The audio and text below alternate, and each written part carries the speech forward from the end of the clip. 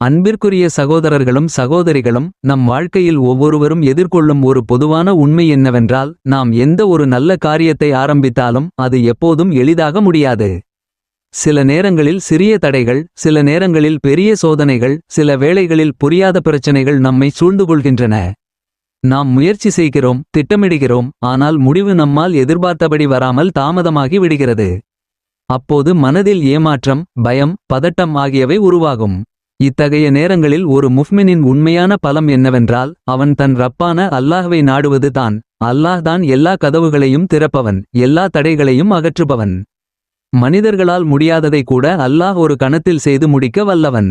அதனால்தான் நபிமார்கள், அவுலியாகள் அனைவரும் எப்போதும் துஆவையே தங்களின் ஆயுதமாக வைத்திருந்தார்கள்.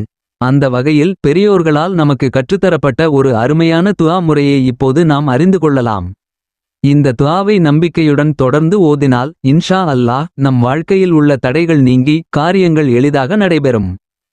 இந்த அமலை செய்வது மிகவும் எளிதானது. ஒவ்வொரு ஃபர்லான தொழுகைக்கு பிறகும் இதை செய்ய வேண்டும்.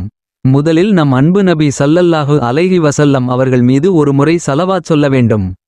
அதாவது اللهم صل على محمد وعلى آل محمد.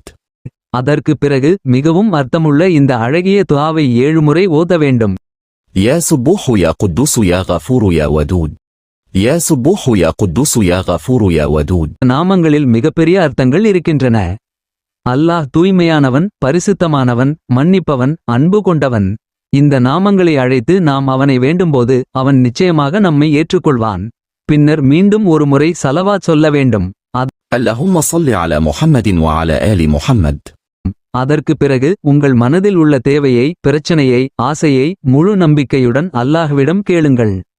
இதயம் உருகி கண்ணீர் கலந்த துஆவாக இருந்தால் அது இன்னும் விரைவாக கபூலாகும்.